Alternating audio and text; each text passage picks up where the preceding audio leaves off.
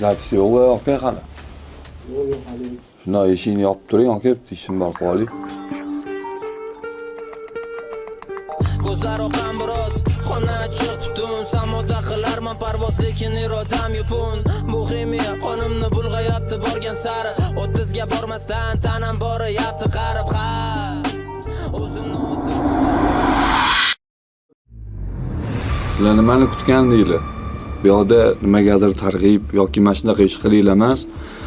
Assalomu alaykum, bizani ko'rayotgan hammaga. Ushbu podkastimiz hozirgi zamonamizning muammosi, ya'ni sintetik kayf haqida bo'ladi. Sintetika haqida yetarlicha to'liq ma'lumotlar olasizlar degan fikramiz.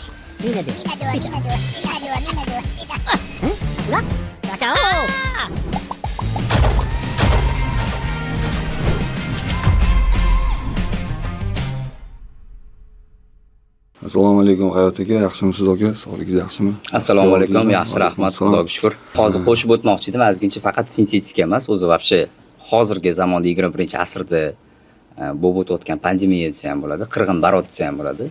Ko'chalarda ko'ryapmiz, qo'shnilar orasida ko'ryapmiz, ishlarda ko'ryapmiz.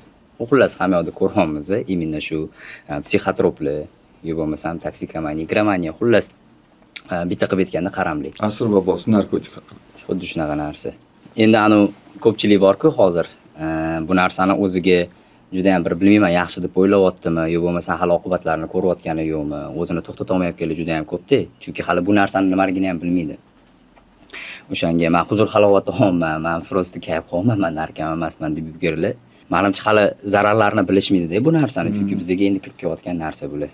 Ushbu podkastimizni, loyihamizni maslahat qilayotganda, o'sha bolalar bilan gaplashib, kelishib, komandamiz bilan gaplashganimizda shu iloji boricha odamlarni sog'lom turmush tarziga targ'ib qilish, odamlarni bu qora hayotdan emas, haqiqiy lazzat nimaligini, oila nimaligini bir og'iz eslatib qo'yish vazifamiz deb bildik va o'shanga bugungi mavzuyimizni shu qaramlik kasalligiga bag'ishlaymiz. Xudo xolasa, bizda o'sha har doimgi o'zimizning kulchoy gap desak mubolag'a bo'lmaydi. Bizani millionta odam ko'rib, 100 mingta odam like bosmasin.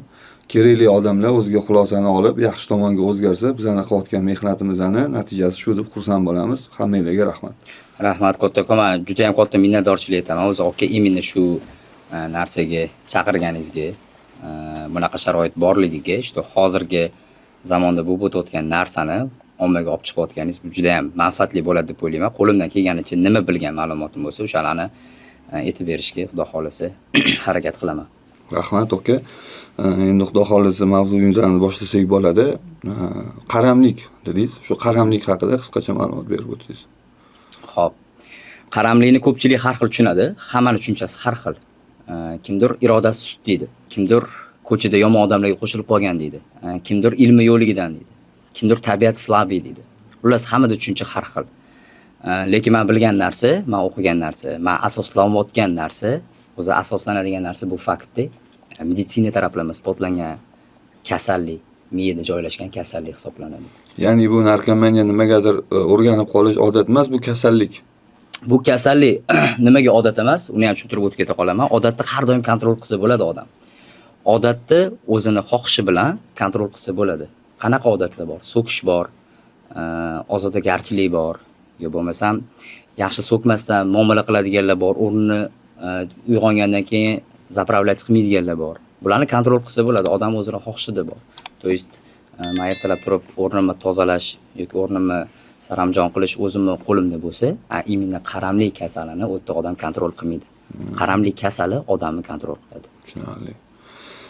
Shu qaramlik haqida gap boshlanar ekan, men profillaringizni kuzatdim, Instagramingizni kuzatdim, o'zimga kerakli xulosalarni oldim. Yaxshi maslahatlar, yaxshi fikrlar bildirilgan ekan. Hozirgi zamonamizda shunaqa narsa rivojlanganki, kimdir men hozir meditsinaga murojaat qilsam yoki klinikaga murojaat qilsam, meni uchotga olib qo'yadi, mahalla qo'y biladi, men oilamning oldida qanaqa bosh ko'tarib yuraman, qaynonam bor, qaynotam bor, qarindoshlarim bor degan narsa, ya'ni o'sha bugungi kunning muammosi odamlar nima deydi degan gap bilan yashashlik bu qanchalik noto'g'ri?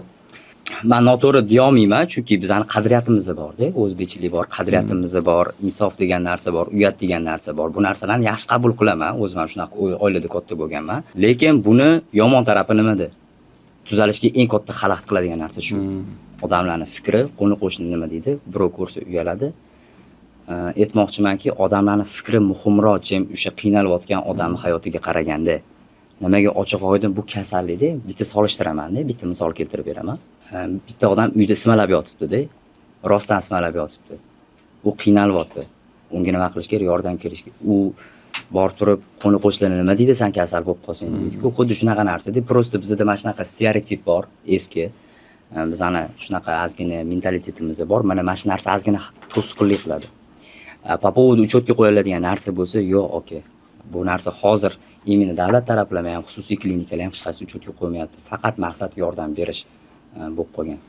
Demak, tushunishim bo'yicha shu qaramli kasalligiga duchor bo'lganlar, ya'ni narkomaniya, giromaniyada o'sha o'tirib chiqib keta olmayotgan odamlar qo'rqmasdan murojaat qilishsa bo'ladi klinikaga. Hech qanaqa uchetlar, unaqa qat'qadir ma'lumot berishlar yo'q. Unaqa narsa yo'q, chunki anonimность. To'g'ri, bu ertaga kimdir uzatilishi bor, kimdir uylanishi bor, kimdir ommaga chiqishi bor. O'zi eng katta qo'rquv menimcha ommaning oldida bo'ladi. Odamlarning fikri nima deydi? Mana shu narsa har doim to'sqinlik qiladi. Bizga murojaat qilib kelishiga har doim to'sqinlik qiladigan narsa. U bilsa nima deydi, buni bilsa nima deydi. Shunaqa deb birinchidan ko'p vaqt yo'qotib qo'ydik. Ichidan juda ham ko'p muammolar ko'payib ketib qoladi. Ish jarayoningizda bemorlar bilan ishlayotgan vaqtingizda qaysi bemorlar tezroq tuzalib, o'zini hayotdagi o'rnini topib olgan, qanaqa bemorlar tuzalib chiqib ham, lecheniya olib chiqib ham yana qaytadan narkomaniyaga murojaat qilib qo'ygan? Oke, bu o'zi hozir savolingiz o'zi juda ham yaxshi savol-da. Juda ham kerakli o'rinda. Odam bitta xato qiladi-yu, mana bitta mayli iste'mol qilib ko'rdi. Birinchisi kechirimli, ikkinchi marta iste'mol qilib ko'rdi. Mayli u ham qanaqadir sababga ko'ra xatoga qarab qilib ko'rgandir. Uchinchisi, to'rtinchisi, beshinchisi ketyaptimi, bu уже odamda muammo bor degani. Samozashita, illyuziya, отрицание degan simptom bor-da, gardiniya degan narsa bor. Bu odam men o'zim mustaqil qila olaman degan narsa. Mana shu narsa to'sqinlik qiladi. Odam qachonki tushunib yetadi, bu narsa mendan kuchli. Birinchi qadamda kapitulyatsiya deydi, qo'lini ko'tarib, bo'ldi, men ojiz ekanman, men bu narsa bilan kurasha olmas ekanman deydi. Bu tushunib yetadi-yu, qachon tushunib yetadi? O'sha odamniki tuzalishi juda ham oson, chunki o'sha tushunib yetib bo'lgan, o'zidagi muammoni ko'ryapti-da. Odam o'zidagi muammoni ko'rsa, bu o'sha muammoga 50% yechim topdi degani. Faqat qilish kerak qolgan bo'ldi.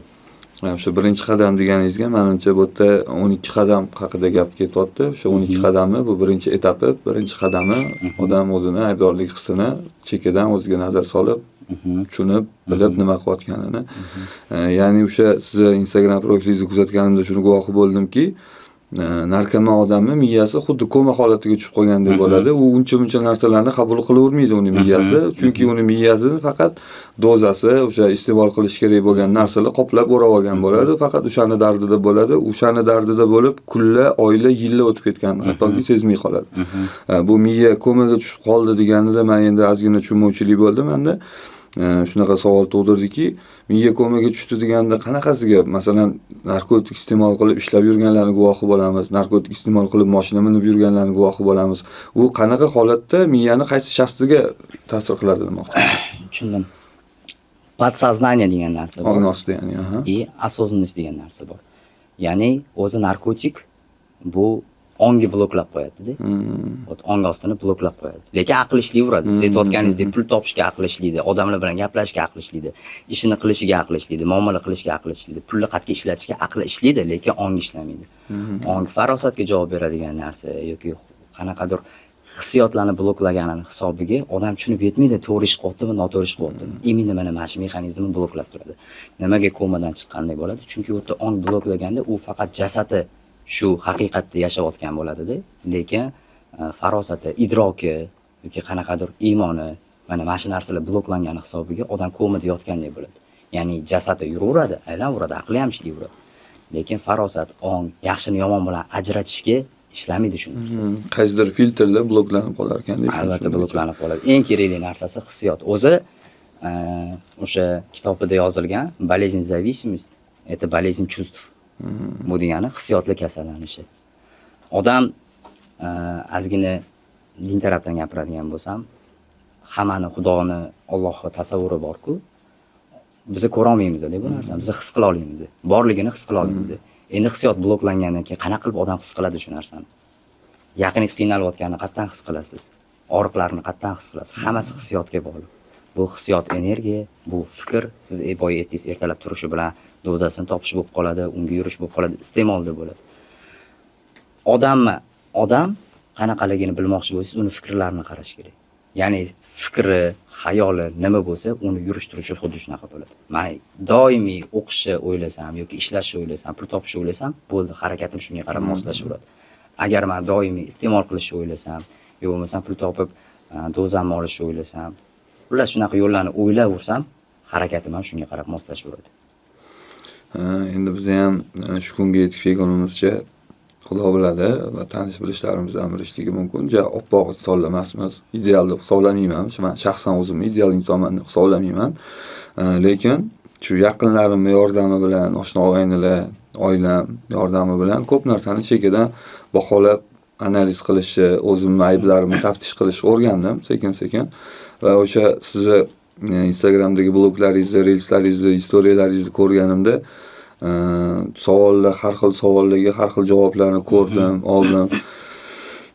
Va o'sha kasal deb ayta qolaylik, narkoman so'zi bu juda ham xunuk eshitiladigan gap. Kasal deylik. O'sha kasallarni atrofdagilari qay darajada yordam berishi mumkin tuzalmoqchi bo'lgan insonga.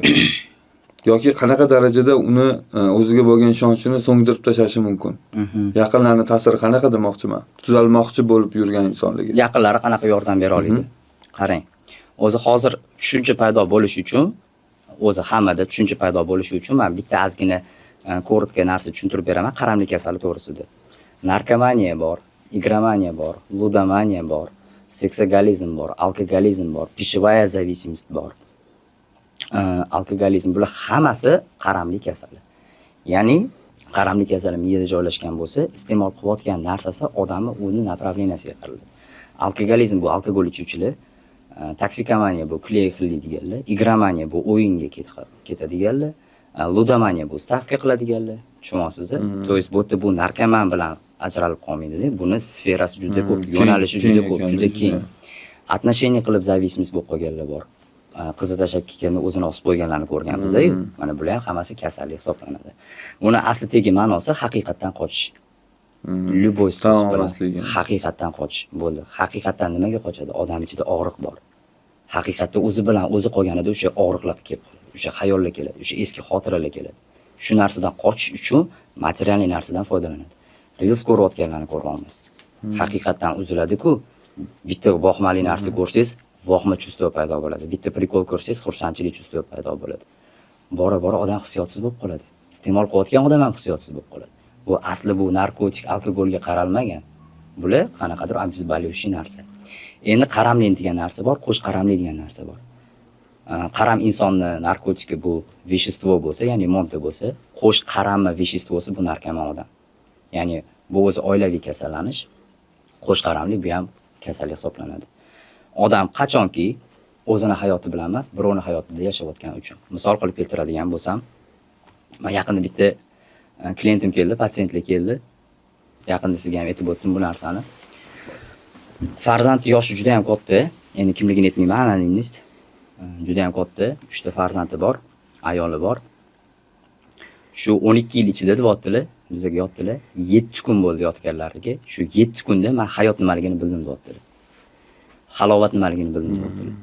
Bu degani 12 yil ichida o'zlarining hayotlarida yashamagan o'sha ona, o'zining hayotida yashamagan, farzandlarining hayotida yashagan. Payti keldi, birga borib platlarga borib keldim deyaptilar. Birga o'zim narkotik sotib oldim deyaptilar. Onasi aytayaptilar. O'g'lim qiynalsa, men qiynalaman deyaptilar. O'g'lim xursand bo'lsa, men xursand bo'laman deyaptilar. Bu yerda grang bor-da. To'g'ri, kimdir aytadi, ona bo'lganda sezasan deydi. Grang bor. O'sha 18 yoshdan keyin odam mustaqil bo'ladi, o'zining hayotida yashash kerak. Bu odam o'zining hayotida yashash kerak. Ya'ni hamma o'zining hayotida yashash kerak. Sozavисимость imенно shu ota-ona deganingizga, sozavисимость, ya'ni qo'sh qaramli, o'sha narkoman odamni hayotida yashab qo'yadi. Misol qilib keltiradigan bo'lsam, hozir men yordam berishni emas, zarar keltirishni ko'p aytaman, chunki leksiya o'tayotganda ko'p ota-onalarga qattiqroq gapirishim to'g'ri keladi. Nimaga? Narkoman odam iste'moli tufayli qarzga kirib qoldi. Qamalib ketyapti. Kimdir urib qo'ydi. Yoki kimgadir tiqib qo'ydi. Mana shu hammasini o'zi qutqarmaydi-da, uni yaqinlari qutqarib beradi. Qarzini to'lab beradi, qamalib ketayotgan joydan olib chiqib beradi. har bitta shu postupga bunga yana qayta iste'mol qilishga imkoniyat yaratib berayotgan bo'ladi. Bu ham подсознательно ishlaydi. Именно shu sozavисимостьda. Ya'ni qutqaruvchi pozitsiya. Nimaga bu narsa? Iste'mol qilib yurgan odam mas'uliyat sezmaydi hech qachon. Hech qachon mustaqil mas'uliyat sezmaydi. Mas'uliyat sezishi uchun bu o'sha devorga borib bosh urilish kerak. Ya'ni qamalib qamalib chiqsin, og'riqni his qilsin, keyin o'zi uchun harakat qiladi. Uni qutqarib qo'yursa yoki qarzini to'lab beraversa, bu narsa unga naborot zarar yetkazadi, ya'ni imkoniyat qilib beriladi, yana qayta iste'mol qilish. Ya'ni meni shu narsani ichidaligimda ham поддержка qiladigan odamlar bor. Men shunaqa bo'lsam ham mendan hech kim voz kecha olmayapti degan tushunchada u bemalol o'ziga o'zi yengillik yaratib bergan bo'ladi. Endi misolda mana men hozir qarzim bor-da, meni ota-onam to'lab beryapti shu qarzimni-da. Men qarz olveraman. Chunki men qiynalayotganim yo'q, men mehnat qilayotganim yo'q. Men anta ter to'kib qarzimni to'layotganim yo'q. Men oson olma, iste'mol qilolmay ketyapman. Bo'ldi, men uchun ota-onam bor-ku degan tushuncha bu asosni ishlamaydi, подсознательно ishlaydi. O'sha ongsiz ravishda ishlaydi. Endi qayta yordam berishi yo'li dedingiz, yordam berish yo'li eng yaxshi, eng zo'r pozitsiya bu odam hech qachon yuziga solish kerak emas. Sen narkoman bo'lib ketding, sen hayotimizdan dam-dala qolsan, irodasizsan, mustaqil, xullas qarzlaring ko'payib ketdi, odam bo'lmas ekansan, kuydirgi bo'lding. Nimaga? Har bitta mana shu aytilayotgan so'z aybdorlik hissini chaqiradi. Aybdorlik hissi bo'lganidan keyin bu eng diskomfort chaqiradigan narsa. Diskomfort chaqirgandan keyin o'zi shundoq ham u напряжениеda, shundoq ham stressda hayotim dabdala deyotgan joylari bor. Yolg'iz qolganda tushunib yetadi. Lekin mana shu aybdorlik hissi yana bu stress ko'paytiradi-da. Stress ko'paygandan keyin miya har doim juda ham aqlli, kasallik juda ham aqlli. Eng oson, eng tez yo'lini biladi. Vaqtinchalik shu og'riqdan xalos bo'lish. Ya'ni bu borib yana iste'mol qilish kerak. Iste'mol qiladi, vaqtinchalik o'sha narsani unutib, vaqtinchalik unutadi. Lekin yana reallikka qaytib keladi. Yana shu gaplar bo'lsa, bu yana o'shanga to'xtaydi. 6 soat ta'sir qilsin narkotik, 1 soat ta'sir qilsin, 1 kun ta'sir qilsin shu narkotik. Bu degani 1 soatga muammosini unutyapti-da, chiqqanidan keyin yana muammo ko'payib ketyapti. Chunki aybdorlik hissi bor, o'ziga bo'lgan nafrat bor, o'tmishi bor. O'shaning uchun eslatib bo'lmaydi. Eng yaxshi pozitsiya o'tiradi. Bola, men seni yaxshi ko'raman. Yaxshi yo'ldamisan, yomon yo'ldamisan, men yoningdaman. Men senga yordam beraman. Qachonki tuzalish xohlasang. Lekin seni qarzingni yopib bermayman, chunki bu seni mas'uliyating. Degan yumshoq, lekin to'chni, yaxshi, to'g'ri pozitsiyani tanlasa, o'shandagina yordam bersa bo'ladi. To есть qo'llab-quvvatlash deymiz-ku. Shu narsani ajratib olish kerak. Spasательство boshqa narsa, qutqarish boshqa narsa, qo'llab-quvvatlash boshqa narsa. Shu odam shu ikkita narsani ajratib olsa, men o'ylashim bo'yicha oilasida o'ynayotgan rol bu juda ham muhim narsa. Tushunarli, rahmat ma'lumotlar uchun. Yana o'sha o'zingizni bemorlaringiz ichida shu botqoqlikdan chiqib, o'zini yaxshi hayotini boshlab, shunaqa insonlar ham kuzatilganmi? Men bu sohaga kirib kelganim 2,5 yildan oshdi. Qozog'istonda amaliy praktikada bo'lganman. U yerda klientlarim bor, u yerda shogirdlarim bor. Keyin bu yoqqa ishga chaqirishgan, bu yerda ishlashni boshlayapman. Mana hozir bu yoqda salkam 1 yildan beri ishlayapman. Imенно O'zbekistonda, imенно Toshkentda. Podsponsorlik degan narsa bor. Ya'ni o'sha aytgandek, meni shogirdlarim, meni o'quvchilarim deylik. Ko'zim bilan ko'rib, hisoblab yurganlarim 50 tadan oshgan. Shu 2,5 yil ichida. Undan tashqari xabar yozib turadiganlar yana 50 tadan oshgan. Men aytmoqchimanki, garantiya yo'q bu narsaga. Garantiya hech qachon berilmaydi. Garantiya beriladi uzoq remissiya. Ya'ni uzoq vaqt. Chunki bu davolab bo'lmaydigan kasallik-da. Men sizga praktikamda bitta narsa bo'lgan narsani aytib beraman. 2,5 yil bitta bola aytibdi, iste'mol qilmadim, o'qiyapti. Hammasidan uzildim deyapti. Iste'mol qilganim yo'q deyapti. Yaqinda kelayotgan klient. Bir kun eshik tagidan chiqib ketaman deyapti. Uje 2,5 yil ichida oilamni tikladim, farzandli bo'ldim, ishim zo'r, hammasi cho'tki deyapti-da. Podizm tagidan bitta bayt aytibsan, tagidan mana shunday pullar chiqib keldi deyapti. Nima qildim bilasizmi deyapti. Shunda oldimda огородga otib yubordim. To'g'ri ketdim ishga dedim. Endi 24 soat mana shu narsa xayolimda turibdi deyapti. Men ish qilmayman, men o'sha yerda yashayapman. Ishdan qaytib keldim-da, shu narsani qidirishni boshladim. Qidirib olib ochdim, yig'lab turib urdim deyapti. Yig'lab turib urganda 1 oy ichida yig'gan hamma narsamni yo'qotdim deyapti. Oila bormi, farzand bormi, yana shu boshlanib ketdi. Tushunasiz-mi? Keyin uni analiz qilib chiqdik. Hozir misol uchun yaxshi yuribdi. Men aytmoqchimanki, garantiya beradi uzoq remissiya. Uzoq vaqt. Chunki bu davolab bo'lmaydigan kasallik. Sahrli diabet bor, qanaqadir shamollash bor, tuberkulyoz bor, xuddi shunga o'xshagan narsa. Bu ham davolab bo'lmaydi, lekin bu bilan uzoq umr baxtli hayot qilib yashasa bo'ladi. Shunaqa narsa. O'zimni shogirdlarimdan kelsak, hozir men o'zim ishlayotgan ishda ham ishlayotganlar bor, stajirovkada, volontyorствоda ishlab yurganlar bor. Har doim men bilan aloqada, men bilan maslahatda. Qozog'istonda ham, O'zbekistonda ham. Men aytmoqchiman, hozirgi kunda, bugungi hozirgi soatda men aniq bilaman, hozir telefon qilib iste'mol qilyapsanmi desam, yo'q deydi. Endi gapiga ishonasizmi desangiz, test qilsam ham chiqib keladi, shu top-toza. Shunaqa ozgina qiziqroq, etapliroq narsa bu. Постоянно ustida ishlab turish, постоянно o'rtamizda most bo'lish. Sizga bitta iltimos bilan murojaat qilmoqchi edim. Ushbu ko'rsatuvimizdan, podkastimizdan foydalanib, shu podkastimizni ushbu sonini ko'rib sizga murojaat qilganlarga qanaqadir yengillik qilib berishligingizni, agar endi bundoq qaraganda narkoman odam o'zi muhtoj bo'lmaydi bu kasallikni boshidan o'tkazayotgan odamning sharoiti bo'ladi, ishi bo'ladi, pul topishi bo'ladi, lekin shu kasallik orqasidan hamma narsasini yo'qotib qo'yib, davolanmoqchi bo'lib, lekin imkoniyati bo'lmasdan yurganlar bo'lsa, biz o'sha jamoamiz bilan kelishib 3 tagacha odamni o'sha dori darmonini qanaqa yordam kerak bo'lsa, amaliy, nazariy qo'limizdan kelgancha yordam beramiz. Iltimosimiz shundan iboratki, mana shu 3 ta odamdan tashqari yana shu podkastinglarni ko'rdim, suhbatinglarni eshitdim. Men haqiqatdan ham kasalligimni tan oldim. Menga yordam kerak deb murojaat qilganlarga qanaqadir o'zingizlarni yordaminglarni bersanglar, biz xursand bo'lardik. Xudo xolasa, aka, qo'lidan kelganicha hech qanaqa muammo yo'q. Prosta shunday telefon qilib chiqsa, menga yordam kerak desa bo'ldi. Imенно shu studiyani yo shu podkast hurmati gap so'z bo'lishi mumkin emas. Ikkiga men yana bitta narsani aytib qo'ymoqchi edim. Instagram bo'yicha ketayotgani uchun bilaman-ku, sharoiti borlar bor, sharoiti yo'li bor. Qanaqa yashashini bilaman, gaplashganini bilinadi. O'shaning uchun maqsad bor. Oliy maqsad bor. Oliy maqsad yordam berish. Nimaga ertaga men uylanmaganman, farzandlarim bor. Farzandlarim bor, opa-singlim bor, jigarlarim bor, yaqin insonlarim bor, yaxshi insonlar bor. Shularni boshiga tushishi ham mumkin-da. Men aytmoqchiman, oliy maqsad yordam berish. Ikkinchi maqsad shu narsani orqasidan halol pul topish. Endi oliy maqsad keladigan bo'lsak, menga murojaat qilgan odamga tekinidan boshlab pulligacha bor. Tekin полный kurs detoks, reabilitatsiya, sotsializatsiya. Mutlaqo tekin, lekin bitta sharti ota-onasi bilan ochiq oydin, что rostdan imkoniyatim yo'q deb честный, открытый qilish. Ikkinchisi onlayn o'sha sharoitida bor. Bitta dona oladigan dozasiga yetadi shu. Shu dozasini sotib olishga ketadigan pulni shotga tashlasa, u ham bor. Dori darmonlari hammasi ichida, hamma xizmatli ichida. O'sha dozasini puli turadi. Undan tashqari, sharoitim bor, menga professionallik kerak bo'lsa, professionallik ham bor. Lekin bu studiyani hurmati, shu 3 ta davosizmi, 5 ta davosizmi, unga imkoniyat bor. Rahmat aka katta.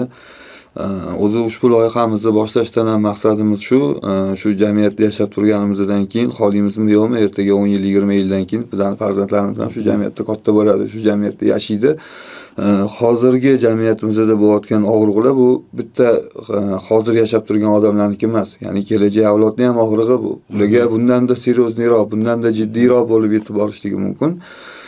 O'sha narsani oldini olishlikda, ya'ni shu o'zini kasalligini tan olib, o'zini o'zi taftish qilib, analiz qilib, yordam so'raganlarga, mana masalan siz psixiatr sifatida, diktolog sifatida o'z maslahatingizni bersangiz, o'sha programmalaringizni ham qiziqib ko'rdim. Programmaning ichida sportga ajratilgan joyi ham bor ekan. Sport bilan shug'ullanish ma'lum bir vaqt ichida. Men o'zim Sergelida turaman hozirgi kunda. O'sha Sergelida o'zimizga qarashli yaqinlarimiz ochgan trenajyorning zali ham bor. U yerda begovoy daroshkalar yugursa bo'ladigan, trenirovka qilsa bo'ladigan sharoitlar bor. Agar haqiqatdan muhtojlik bo'lib, haqiqatdan hattoki o'sha trenajyorning zalga ham borish imkoniyati yo'q bolalar bo'lsa, biz o'sha trenajyorning zalga ham qo'limizdan kelgancha bolalarga o'sha kerak bo'lsa abonementini, o'sha oylik to'lovini to'lab, qo'limizdan kelgan har qanaqa yordam berishga tayyormiz. O'zi bu podkastimizni olayotgandan maqsad shu, jamiyatda kelajakdagi o'rniga qanaqadir hissa qo'shish, odamlarga yaxshilik ulatish.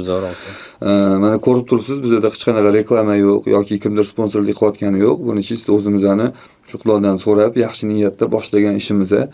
Maqsadimiz shu, oldinga qo'ygan planlarimiz ham juda katta va ushbu podkast qachonlardir, может, bir oydan keyin, может, bir yildan keyin foydaga kirgan taqdirda ham bo'ldi, men pul ishladim, bo'ldi, men bu temani yopaman, endi unga vayinli ishlab beraman, bunga istoriylar qilib beraman degan maqsad emas. Qachon bu podkastni mohiyatini auditoriya tushunib, auditoriya his qilib, bular layk uchun emas ekan, bular haqiqatdan odamlarni o'ylab shu ishni boshlagan ekan deb o'ziga kerakli xulosalarni olsa, xudo xolasa biz to'xtamaymiz bu ishdan. O'sha hozirgi kunda qanaqa og'riqli mavzular bo'lsa, o'sha jamiyatda nima aktual temalar bo'lsa, iloji boricha yoritib berishlikka harakat qilamiz. Endi o'sha ishxonangiz haqida gapirib o'tdingiz. Endi o'sha tomoshabinlarga ham, bizani kuzatayotganlarga ham shu ishxonangiz haqida qisqacha qanaqa nechadir oy yotish kerak bo'ladimi davolanishlik uchun yoki uy sharoitida davolanishlik uchun hamma narsani 24 soatni faqat davolanishga ajratish kerakmi yoki qanaqadir o'ziga masalan boru davlat ishida ishlaydiganlar ham kerak bo'lsa 1 oy dam olsa bo'ladi. 1 oy bu katta srok. Masalan, o'sha dinimizdan kelib chiqib aytadigan bo'lsak, 40 kun degan, chilla degan narsa. 40 kun agar bitta odam bir varaqdan kitob o'qishlikka odatlansa, 40 kundan keyin o'sha bu odat tusiga aylanib, uni hayotini bitta mazmunini bitta turiga aylanib qolar ekan-da. Men shaxsan o'zimda kuzatildi bu narsa. 40 kun o'sha bespauza kitob o'qilsa yoki 40 kun bespauza zalga chiqilsa, o'sha 41-kun chiqmay qolsa, xuddi nimadir yetishmayotgandek bo'lib qolar ekan. Yaxshi odatga aylanar ekan. Keyin mana men bitta ahamiyat bergan bo'lsangiz, kitob qo'yib qo'ydim. Bu ikkita kitobni nimaga olib keldim desangiz, bu kitoblardan to'g'ri kimdir bu kitobni o'qib chiqib hech qanaqa ma'lumot olmasligi mumkin. Lekin shu kitobni o'qib chiqib kimdir juda ham katta o'ziga kerakli bo'lgan ma'lumotlarni olishligi mumkin. Bittasi Mudhish psixologiya, seni toliqtirayotgan hamma narsadan voz kech degan psixologik kitob. Ikkinchisi Atom odatlar. Bu kitob haqida men tekin reklamatsiyaga aylandim bu kitobni desam ham bo'ladi. Chunki kimni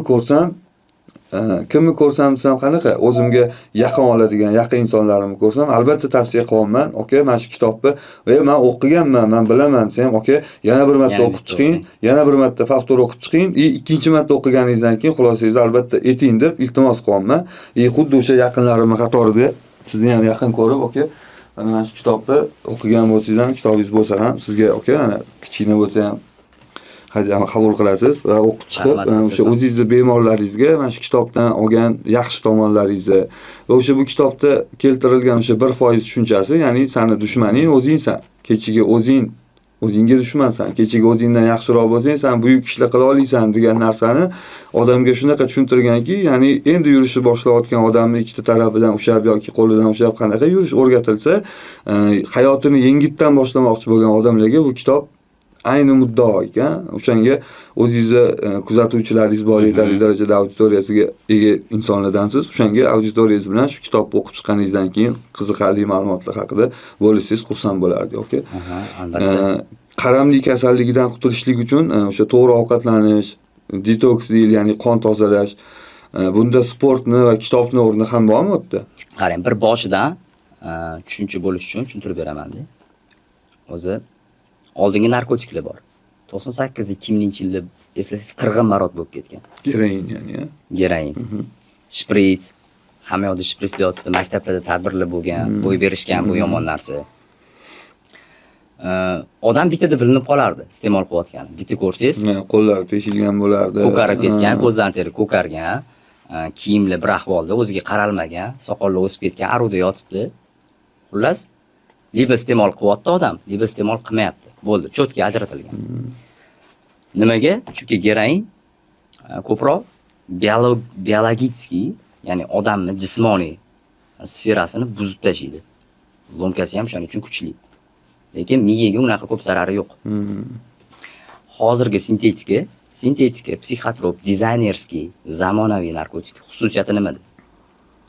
Maktab bolasidan tortib, o zo'r ishlaydigan odam iste'mol qilsa ham bilinmaydi iste'mol qilayotgani. Chunki u biologiyaga ko'p zarar yetkazmaydi, psixologiyaga, odamning psixikasiga 80% zarar yetkazadi. Men aytmoqchimanki, oldin odam tanlagan narkotik. Hozirgi narkotik umuman odam tanlamaydi. Yosh tanlamaydi, mansab tanlamaydi, yoki rus, o'zbek, qozoq tanlamaydi. Hech qanaqa ограничение yo'q demoqchiman. Ya'ni maktab bolasi ham o'zini puliga olib iste'mol qilsa bo'ladi, sportsmen ham iste'mol qiladi, taksist ham iste'mol qiladi, kambag'al odam ham iste'mol qiladi, boy odam ham iste'mol qiladi, qiz bola ham iste'mol qiladi, kelin ham iste'mol qiladi, eri ham iste'mol qiladi. Men bu narsalarni havodan olib gapirmayman, men kelayotgan klientlardan olib aytyapman. ko'chada ko'rayotgan narsani ko'rib yetolmaydi. Tushunyapsizmi? Bu qo'pol, qo'rqinchli qo'pol bo'lsa ham aytaman, etib o'tish etish kerak bo'lgan narsa deb bilaman. Umriga borib kelganlar ham mana shunaqa bo'lyapti-da. Iste'mol qilyapti. Bu chunki odamning shaxsiyatini o'zgartirib yuboradi. Mana tasavvur qiling, iste'mol qilmasdan oldin vobshe boshqa odam.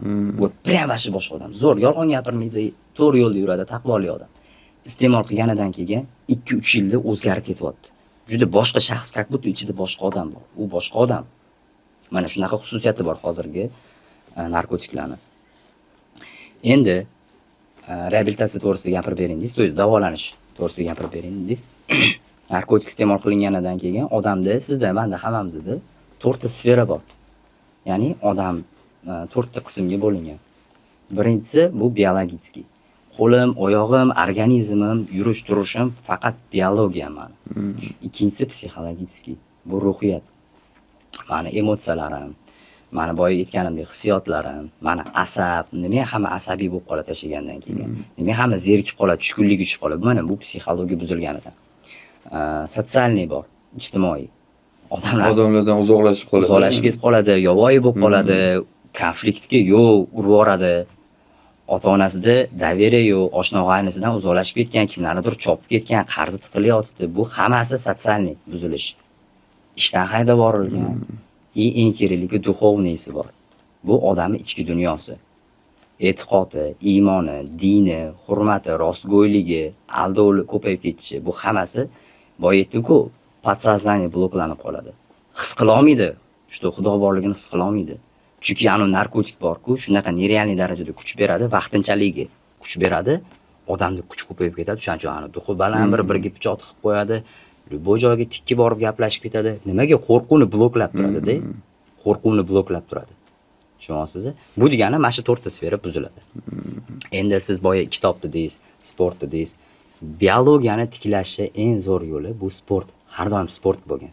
Disiplina sport, to'g'ri ovqatlanish. Mana imенно biologiyani men hozir kapinitsalarda emas gap. Mana to'g'ri ovqatlanib sport bilan shug'ullansa shuni o'zi detoks. Shuni o'zi qonni tozalaydi. Tiyilib turib shu narsani qilsa shuni o'zi tozalaydi.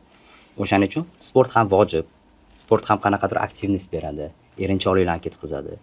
Shuning uchun sport обязательно kerak deb bilaman. Ikkinchisi rivojlanish bor-ku, mana biz rivojlanamiz-ku, odamzod rivojlanadi. Men ovqat yesam, 3 mahal ovqat yeyishim, tanam o'sadi, to'g'rimi? Miya-chi miya? Miya qachon o'sadi? Miyaga ovqat berib o'stira olmaysiz, miyaga tabletka berib o'stira olmaysiz-da, miyaga ma'naviy ozuqa kerak. Yaxshi suhbat olishingiz kerak, yaxshi speakerskiy nimadir ma'ruza eshitishingiz kerak, yaxshi kitob o'qishingiz kerak, miya o'sishi uchun. Shuning uchun hozir yana bitta narsani qisqacha o'tib ketaman. Narkotikka farzandlarga qanaqa ta'siri bor deydi ota-ona iste'mol qilsa. Oldin invalid bo'lib tug'ilgan-ku, aytganimdek geroin biologiyani buzadi. Hozirgi miyani buzadi-ku. Bu hozir bilinmaydi. Ertaga 18-20 yosh, 25 yoshli farzand fikrlashi, xarakteri, o'zini tutishi, dunyo qarashi 8 yoshli farzanddagi bo'lib qoladi. Mana u последствияsi. Bu juda ham qo'rqinchli narsa. Hozir mana kelyapti klientlar kelyapti, gaplashaman. Gap so'zi, o'zini tutishi, xarakteri, yosh bola. Ata ko'rinishi juda ham katta, juda ham baquvvat. Tushunyapsizmi? Shunaqa narsa. O'sha aytganingizdek ruhiy tarbiyasi bor. Bu обязательно o'sha biologik sferaga yo'naltirilgan. Именно o'sha diniga, e'tiqodiga, rostgo'yligiga. Birinchi prinsip bizda har doim rostgo'ylik. O'zingni oldingda haq bo'l, rost bo'l. Chunki yolg'iz qolganda bilinadi-ku odam. Birov uchun emas, o'zing uchun. Birov uchun emas. Chunki qiynalayotgansan. Sandan tashqari yaqinlaring qiynalyapti. Birinchisi chestность deymiz, o'sha programmada ham bizga kelgan patsiyentda ham. Endi вообще обобщенный bu lеченияsini aytib beradigan bo'lsam, etaplari bor. Birinchisi detoksikatsiya. Qon tozalanib, lomkadan chiqarib olish. Nimaga? Suhbatlashayotganda odamning tanasida og'riq bo'lishi kerak emas. Chunki fokus ketib qoladi. Fokus og'rig'iga ketadi. Uyqusi, ishtahasini tiklash uchun birinchi detoksikatsiya qilinadi. Qon tozalanib, lomkadan chiqariladi. U bitta yoki bitta qanaqadir psixolog, bitta qanaqadir psixiatr hal qilmaydi. Bu komandali ish. Narkolog ishlaydi, medsestra ishlaydi, konsultant ishlaydi, psixolog ishlaydi, adiktolog ishlaydi. Tuzatib bo'lganidan keyin uni reabilitatsiyaga qaytariladi. Reabilitatsiyaning ma'nosi bu qayta tiklanish. Nimaga boya men aytib o'tdim, shaxsiyatni o'zgartiradi. O'sha shaxsiyat qaytib tiklash kerak. Unga o'zi tuzilgan sistema bor, izolyatsiya bor. Chunki bu безопасность izolyatsiya. Sotsium har doim опасный. Yerda ham kilat yotadi, tanish bilishini ko'rsa bo'ldi qilib qo'yib, o'tda boshqara olmaydi o'zini. O'tda ushab turilganidan keyin o'ziga vaqt bo'ladi. Pauza, juda katta pauza bo'ladi, o'ziga vaqt bo'ladi analiz qilib olishi uchun. Kimgadir aytolmagan gaplari bor. Bu hammasi og'ir yukda. O'tda aytsa, tushunib, unga yechim bera oladi. Uni har xil muddati bor. Har doim individualniy bo'ldi. Odam keldi, fiziki holati, ruhiy holati eng muhimi. Qani tortib keta oladimi, tortib keta olmaydimi? Agar tortib ketadigan bo'lsa, 28 kunlik bor, 45 kunlik bor, 4 oylik bor, 6 oylik bor. Hammasi reabilitatsiya. Hammasida bir xil programma, faqat podxod boshqacha, ya'ni individualniy podxod. Undan keyin izolyatsiya bu odamni tiklab berdi deylik. Odamni skeletini qurib berdi deylik. Yangi shaxsi, yangi odatlar bilan, yangi instrumentlar bilan shaxsini qurib berdi. Endi uni shunda sotsiumga qo'yib yuborsangiz, jamiyatga qo'yib yuborsangiz, jamiyat o'zgarmagan. Yana o'sha narkotiklar bor, atrofdagi insonlar o'sha, do'stlari o'sha. Ularni kontrol qila olmaysiz. Ularni kontrol qila olmaysiz. O'shaning uchun sotsializatsiya degan narsa bor. Ya'ni ijtimoiy muhitga moslashtiruv. Sekin-sekin moslashtiriladi. Ya'ni qo'pol qilib aytganda, reabilitatsiyada odam turishni o'rgangan bo'lsa, u yoqda sekin yurishni o'rganadi. Qadam qo'yishni boshlaydi. Keyin yugurishni boshlaydi. Bu shunaqa сопровождение. Keyin undan tashqari isbotlangan narsa adaptatsiya degan narsa bor. Post abstinentniy sindrom degan narsa bor. Bu qanaqa? O'zini muddati. Biologiya odamni tanasi narkotiksiz o'zini tutib berishiga qancha muddat ketadi? O'sha aytganingizdek boya 40 kunchilik. Buni kitobi bo'yicha 14 kun, 21 kun, 1 oy, 3 oygacha deb betilgan. Holatiga qarab. Undan keyin xuddi shunaqa narsa miyada sodir bo'ladi. Ya'ni miyada stress ustойчивость degan narsa paydo bo'lishi kerak. Misol qilib aytadigan bo'lsam, daraxtni endi ekdingiz, sal o'sdi, 3 oy o'sdi deylik, bundoq sinib ketadi. Miyada ham xuddi shunaqa holat bo'ladi-da. Uni qanaqadir hayotdagi muammolar to'xtamaydi-ku, muammo keldimi, miya o'sha o'zini usholmaydi-da, iste'molga ketib qolishi mumkin. O'shaning uchun stress ustойчивость mustahkam bo'lishi uchun, ya'ni qanaqadir muammoga, qanaqadir stressga bardosh bera oladigan holatga kelish uchun 1 yil vaqt kerak bo'ladi. Ya'ni 1 yil iste'mol qilmasdan to'g'ri rekomendatsiyalarni qilib yursa, bu degani yaxshi, ancha o'ziga bo'lgan ishonch yana ham ko'payadi. O'sha lomka haqida gap boshlanganda ozgina tushuncha berib o'tib ketishingizni so'rardim. Masalan, aptechniy narkotiklarning lomkasi qanaqa bo'ladi? Mefedron, o'sha sol deydi hozirgi tilda. O'shalarning lomkalari hozir har xil. Oldin o'sha geroin haqida gap borganda, o'sha qanaqadir suyaklar qaqshab, qaltirab, terlab, mana shunaqa narsalar kuzatilganda, odamlar o'zi chetdan turib analiz qo'ya olganda, bu значит lomkasi tutyapti deb. Hozirgi holatda masalan, o'sha aytib o'tganingizdek, yoshi katta ham, kichkina ham, hatto yosh, не только yosh, даже jins tanlamay qo'ydi-da bu kasallik, narkomaniya. O'shanga qanaqa qilib uni ajratib olish mumkin oilasi? Gap so'zidan, xarakteridan yoki qatlidadir og'riq bo'lganidan. Imенно shu bo'yicha YouTube'da bitta material chiqarganman. Imенно ota-onalarga holati qanaqa bo'ladi, tashaganidan keyin qatdan ajratib olsa bo'ladi iste'mol qilishi bo'yicha. Uni ko'rib chiqsanglar ham bo'ladi. Hozir men qisqacha ham tushuntirib o'taman. Jismoniy qaramlik bor, ruhiy qaramlik bor. Bu degani xuddi shunga o'xshagan jismoniy lomka bor. Lomka bu o'zi tanalar qaltirab og'rishi. Xuddi shunaqa narsa psixikada sodir bo'ladi. Shuni ko'rinishini tushuntirib beraman. Aytganingizdek, geroinda juda ham ma'lum bo'ladi, shu tanalar qarab, qaltirab og'rishi, qora dorida shunaqa narsalar. Xullas, opiumda deb olaylik. Sintetikada bo'ladi, unaqa og'riq kuchli bo'lmaydi, tanada где-то 20% bo'ladi deylik, lekin 80% miyada bo'ladi.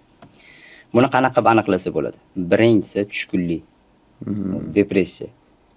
Aytadi-ku, tashaganimdan keyin hayot cho'rni-belli bo'lib qoldi, zerikib qolmoq, hech narsa yoqmayapti. Tiq etgan narsa ham asabimni buzib yuboryapti. Antijiallar kulib yorsa ham asabimni buzib yuboryapti. Mana mana shu psixologik lomka. Zerikish. Tasavvur qiling, kuningiz zerikarli o'tyapti. Nima qilsangiz ham zerikish bor. Ichingizda shu hissiyot bor, zerikish. Bo'ldi, bu skrytiy lomka, skrytiy tyaga. Demak, bu narsa odamning umrini oxirigacha miyasida qoladi. O'sha undan olgan lazzati, undan olgan soxta baxti qonni tozalashligi mumkin, badanni o'ziga keltirishligi mumkin. Demak, miya bilan umr oxirigacha kurashishga to'g'ri kelar ekan. Eforitskiy xotira deyiladi. Birinchi olgan ощущенияsi, birinchi olgan prixodi. Chunki o'sha yerda nerealniy darajada kuchli baxt beradi. Soxta baxt aytganingizdek. Bu narsa miya zapis qilib oladi-da. Miyaga qiziq emas kosmosga bitta chiqib kelsa, yana chiqisi kelaveradi. U yo'lidagi xavflarni ko'rmaydi hech qachon. Miya shunaqa narsa. Miya o'zinikini olmaguncha qo'ymaydi. Men hozir qayerda eshitganimni eslolmayman. Masalan, shunaqa ta'riflab berdiki, eforitskiy pamyat deganda qanaqa bo'ladi, mana shu narsani bittasini so'raganimda, masalan, farzandli bo'lganmisan? Savol berdi. Ha, farzandli bo'lganman, alhamdulillah. 3 ta qizim, bitta o'g'lim bor desam, o'sha birinchi farzandli bo'lganingda qanaqa chustut qilgansan o'zingda dedi. Nerealniy hali bo'lmagan unaqa xursandchilikman desam, o'shani necha yuzgadir ko'paytirsang, shunaqa soxta shunaqa narsa beradi. Miya uni bilmaydi, sen uni iskusunni beryapsanmi yoki hayotingda rostdan bo'lyaptimi? Miya o'sha narsani talab qilaveradi. Sen может 100-proba qilayotgan bo'lishing mumkin, 100-probada unaqa kayf bermasligi mumkin, lekin o'sha narsani qidirib ham qayta iste'mol qilishlikka miya chorlaveradi. Qil deb prikaz beraveradi dedi. Shuni hisobiga doza ko'tarilib ketadi. Mana tasavvur qiling, o'sha aytganingizdek ota baxti deydi. Bu o'zi tabiiy o'sha dopamin deydi, xursandchilik gormoni deydi. Tabiiy baxt hissida.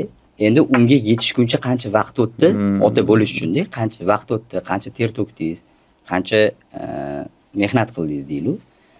Yaxshi ishlab, yaxshi pul topib, o'qib, yaxshi qiz qidirib, Xudodan so'rab, farzand berdi, bo'ldi, xursandchilik oldingiz. 100% xursandchilik oldingiz.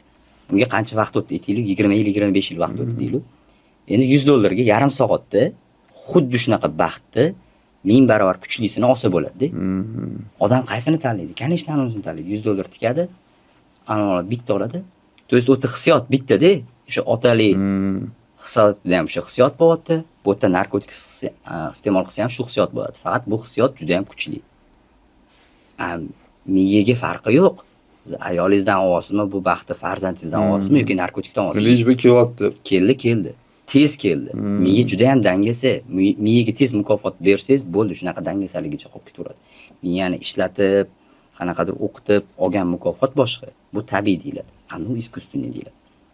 Ko'p odam mana shu narsaga, mana shu lavoshkaga aldanib qoladi. Ya'ni bitta iste'mol qilgan odam shu narsaga aldanib qoladi. Bu illyuziyada.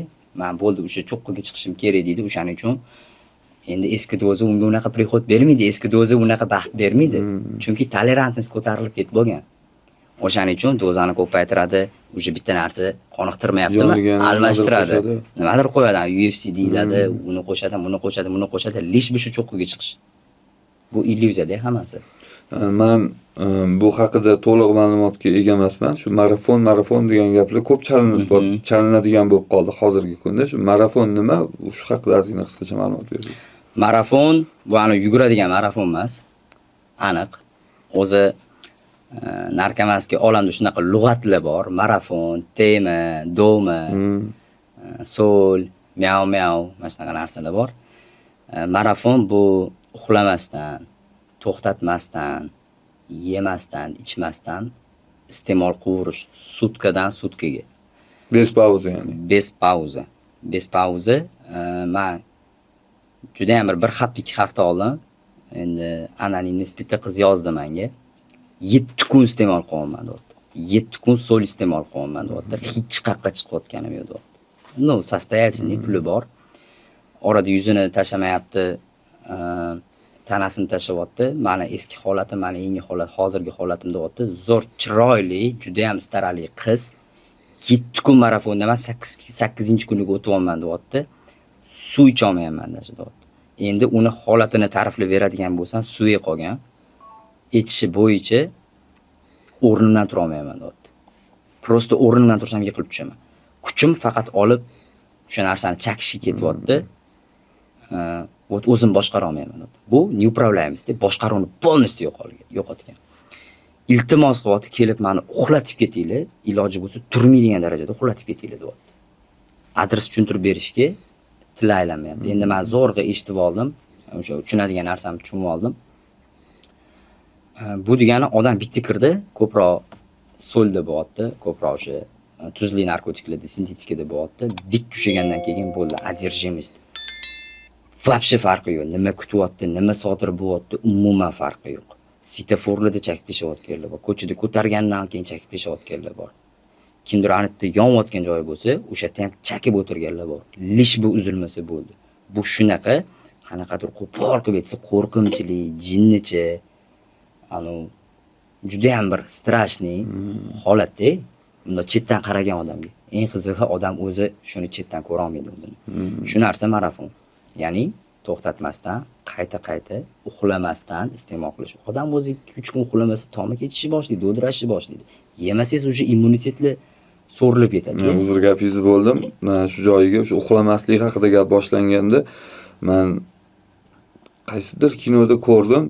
Uxlatmaslik o'sha chet elda qaysidir qamoqxonasida azoblashi eng kuchli turi hisoblanar ekan. 3 kun uxlatmagan odamni, o'sha uxlamagan odamni 4-kuni ko'p narsalarga rozi bo'lganligini o'sha kinoda ochib bergan, 5-kuni o'sha unga ko'ziga bir narsalar ko'rinayotganligini, o'sha kasallarning tili bilan aytganda nima derdi?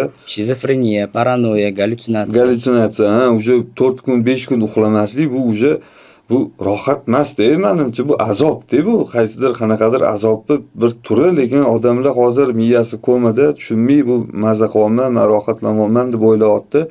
Shu jamiyatimizdagi insonlardan iltimos qilmoqchiman, nima qilayotganinglarni iloji bo'lsa kimnidir oldida oqlamanglar o'zinglarni. Kimnidir oldida men vashi zo'r bolaman, men aldamayman, hech kim haqqini yemayman deb emas, o'zinglar taftish qilinglar, o'zinglarni aldayotgandirsizlar. Yon atrofidagilarni aldayotgandirsizlar. Lekin hammamizni o'sha yaratib qo'ygan Xudoni aldash iloji yo'q-ku. Shu haqda ozgina o'ylab ko'ringlar demoqchiman. Men marafon deganingizga hozir yana bitta narsa esimga tushib ketdi. Bittasini uyga bordim konsultatsiyaga. Amallab chaqirib oldi, bordim. U ham shu 5 kunlik marafon. Qo'lini ko'rdim, mast yonib ketgan. Ko'karib, yonib, yiringlab ketgan. Men primerni представлением bor nima bo'lganini, lekin o'zidan qiziqish uchun, убедиться qilish uchun so'rayapman-da. Nima bo'ldi desam, yoki 5 kun marafon deyapti. Qo'rqib, shoshib, zajgalkani olgan, o'sha so'l iste'mol qilgan, lampochkani olgan. Lampochkani yoqolman deb qo'lini yoqib o'tirgan. Qo'lini yoqib o'tirgan, tutun chiqqan, sassiq tutun chiqqan. Men chakib olman deb o'ylagan xayolida. Tushunasizmi? Lekin u qo'lini yoqib o'tirgan. Bu degani og'riq ham sezmagan.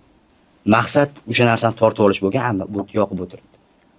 Shu darajaga bor. Shu darajada uyga kiryapman, xuddi bir hamma narsa hamma yoqda sochilib yotibdi. Juda ham qo'rqinchli, qanaqadir bir gipnozlar qiladiganlar uy bo'ladi, shunaqa o'xshab qolganda. Nima bo'ldi bu desam, 3 kun meni odam qidirib yuribdi, 3 kun kuzatib yurishdi deyapti. Pardalarga skochlar qilib tashagan. Tushunasizmi? Meni qidirib yurishdi deyapti. Xonada hech kim yo'q, bitta odam o'zi. Meni kuzatishyapti, meni qidirib yurishdi, hozir olib ketib qolishadi. Odamlar yuribdi. Mana shunaqa vasvasga o'xshaganroq bo'lib qolgan. Men aytmoqchiman, o'sha uxlamaganida, yemaganida, simbolik bu narsani iste'mol qilganida shunaqa paroidalniy явление deyiladi. Shunaqa narsalar ham sodir bo'ladi-da. Uni xayolida, aslida hech qanaqa hayot o'sha qanaqa bo'lsa, xuddi shunaqa ketayotgan bo'ladi.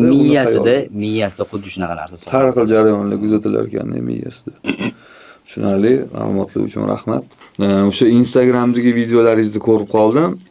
Shu qaramlik kasaliga uchragan, ya'ni o'sha narkomaniya, alkogolizmga uchragan odamlar bu hammasi yomon insonlar emas. Ular tabiati o'zi boshqacha, faqat o'sha miyasi komaga tushib qolganining hisobiga ulardagi xarakter, ulardagi fitrat o'zgarib ketgan degan videoni ko'rib qoldim. O'shani qisqacha izohlab bersangiz. Boshida aytdim-ku, qaramlik kasali bu hissiyotli kasallanish. Qaram inson juda ham hissiyotga berilgan inson hisoblanadi. Ya'ni hissiyotini sezayotgan inson u yomon inson emas. Kasallanishi etapi bor, stadiyasi. Birinchisi tanishuv. Ya'ni siz bitta yaxshi inson bilan tanishdingiz, zo'r taassurotlar qoldi. Zo'r настроениеda xayrlashdingiz. Xuddi shunaqa narsa narkotikni birinchi iste'mol qilganida odam juda ham yaxshi taassurotlar oladi. Juda ham yaxshi emotsiyalar oladi. Unga qiziq bo'ladi, unga tanishuv yoqadi. Birinchi iste'mol qildi, bo'ldi, yoqdi, eforiyani oldi, baxt hissini oldi, yaxshi taassurotlar qoldi. Birinchi stadiya bu tanishuv. Ikkinchi stadiya bu drug, do'stlashuv. Ya'ni narkotik bilan. Men hozir misol qilib aytaman. Do'stingiz bilan do'stlashdingiz, Qanaqa bo'ladi? Bir haftada bir marta ko'rishishni boshlaysiz. 2 haftada bir marta ko'rishishni boshlaysiz. Qaqqadir birga borib kelishni boshlaysiz. Xuddi shunaqa narsa narkotik bilan. Bir haftada bir marta qiladi, 2 haftada bir marta qiladi. 3-etap bu поддержка, ya'ni qo'llab-quvvatlash. Do'stingiz qanaqa yaqin bo'lsa, sizni qo'llab-quvvatlaydi, yaxshi kuningizda ham, yomon kuningizda ham. Xuddi shunaqa narsa narkotikda ham bo'ladi. Yaxshi kunida ham iste'mol qiladi, yomon kunida ham iste'mol qiladi. Qanaqadir tadbir bo'lsa ham iste'mol qiladi, qiynalayotgan payti bo'lsa ham iste'mol qiladi. 4-etap xazayn и rab deyilgan. Ya'ni bu narkotik buni xazayni bo'lsa, anu inson bu quli bo'ladi. Bu degani o'tda uje odamda tanlov yo'q. O'sha narkotik etyapti, ya'ni o'sha kasallik nima desa o'shani qiladi. Borib ota-onangga qo'l ko'targin desa, ota-onasiga qo'l ko'taradi. Borib mamatdan pul o'g'irlab iste'mol qilgin desa, borib pul o'g'irlab iste'mol qiladi. O'tda uje ценность, держащий faktor, uni to'xtatib turadigan narsa yo'q, yo'qotib bo'lgan. Hech narsa to'xtab turmaydi. Bo'ylab qo'yasizmi, qo'l-oyog'ini sindirasizmi, chiqqan kuni baribir qilaveradi. Mana mana shu stadiyadagi odamlar. Bu 4-stadiya, bu avjiga chiqqan. Endi bu sizda bir yil, 2 yil bo'lib qoladigan narsa emas-da. Odam tashab ko'radi, tashadim, bir oy o'xshadi, menda qilib ko'ra, endi kontrol qila olmayman deydi. Men unaqa publikatsiya qilayotganim yo'q, men nini tiqayotganim yo'q deydi, men xillayotganim yo'q deydi, men tabletka ichyapman deydi. Bu hammasi odam o'zini o'zi chotki, grammatni aldashdi. Juda ham zo'r aldab, o'ziga zo'r ruxsat berish. Ratsionalniy illyuziya deyiladi bu, endi programma tilida. Ular shunaqa. Aytayotgan narsam, mana shu stadiyadagi odamlar ularni to'sib turadigan baryer yo'q. Miya shunaqa holatga keladi. Endi odamlar o'zi asli juda ham mehribon deganman, juda ham samimiy deganman. Bu qachon bilinadi? Narkotikka olib tashlaganingizdan keyin o'zini asli qoladi-da. O'zini asli qoladi. U tabiati bor, o'zini tabiati, yoshlikdan tabiati asli bo'ladi, juda mehribon bo'ladi. Mana men shuncha ashaddiylari bilan ishlagan bo'lsam, bittasi menga zarar keltirmagan. Endi to'g'ri o'tda iste'mol bo'lmagan-da. Lekin mana shu iste'mol shu darajada qilib qo'yadi odamni. Men guvohi bo'lganman, otaga qo'l ko'targan, guvohi bo'lganman, akasiga pichoq tiqib qo'ygan, guvohi bo'lganman, ikkita og'ayni talashib qolgan. Tushunyapsizmi? Bu u insonning tabiati yomonligidan emas, bu o'sha shaxsiyat buziladi dedimi? O'sha narsa kirib keldi. Odamni hamma shaxsiyatini, hamma fikrlashini tasavvur qilyapsizmi? Fikrlashini o'zgartirib yuboradi. Kimdirlar aytadi, bu narsani hozir yaqinda ham eshitdim, sehr jodu deyapti. Sehrlab qo'yishyapti deyapti. Endi hammaning tushunchasi har xil dedim-ku. Men nima taraflama qarayman? Men agar sehr jodu ishlatsam, mana misol uchun, menda unaqa xislat yo'q deb, men sizni hozir o'zgartirib qo'ya olmayman. Qilgis kelmayotgan narsaga majburlamayman so'zlar bilan, kuch bilan. Tushunyapsizmi? Lekin u narsani berib qo'ygandan keyin bo'ldi, odamni avtomatik boshqarsa bo'ladi-da. O'zini xohishi bilan qilib tashlaydi. O'sha o'ziga noto'g'ri bo'lgan baryerni, o'zi xohlab turib qilmaydigan narsani qilib qo'yishga majbur qilib qo'yadigan narsa bu narkotik bo'lib qoldi-da. Hozirgi kunda. Shuning uchun odam o'zgarib ketib, hayotida tabiatiga to'g'ri kelmaydigan narsalarni ham qilib qo'yapti. To есть o'sha etapga kelgan odamda tanlov yo'q. U o'zini xohishi bilan qilyotadigan narsa yo'q. Ko'pchilik aytadi-yu, u sen erkak kishisan, u irodang bor, o'zing xohlasang tashiysan, mana shu gaplarga javobda bu. Chunki unda tanlov yo'q, prosta tasavvur qiling, mana kimdadir tanlov bor. Men buni qilaman, yaxshi narsa, buni qilaman, bu yomon narsa, bu tanlov. Unda tanlov yo'q. Unda o'sha boshqarib turuvchi anaqa bor, indikator bor, istochnik bor. O'sha kasali bo'lsa, bo'ldi, qilasan deb u qiladi, bo'ldi. Unda boshqa variant yo'q. Masalan, hozirgi ko'p iste'molda yurgan yoshlar yoki o'sha yosh kattalar deymizmi, farqi yo'q. Ularni hozirdan время hech narsasiga bilinmayotgan bo'lishi mumkin, moddiy yoki sog'lig'iga. Ular qanchadan keyin o'zida qanaqadir o'zgarishlarni sezishi mumkin va qancha muddat cho'zilgani sari tuzalishga ham bo'lgan muddat shunchalik uzoq bo'lib ketadimi yoki nechidir yil iste'mol qilsa ham ozgina harakat qilib chiqib ketishligi mumkinmi? Qarang, faktlar bilan sizga javob beraman deb to'g'risida.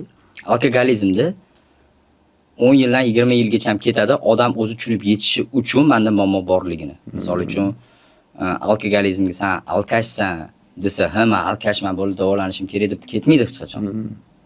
Nima deyapsan deydi. hamma ichib yuribdi deydi, tug'ilgan kunda ichadi, to'yda ichadi. Tushunasiz, magazinda sotadi. Bu narkotik emas, bu zahar emas. Mana bu hammasi illyuziya. Tushunasiz? То есть u tushunib yetishi uchun boshida где-то hech qanaqa muammo yo'q, chunki alkogol arzon.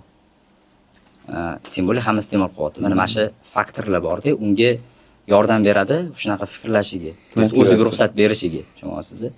10 yildan 20 yilgacha ham ketadi alkogolik.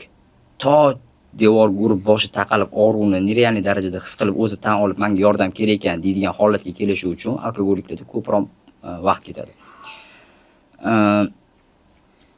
Sintetik iste'mol qiladiganlarda 3 yildan 5 yilgacha.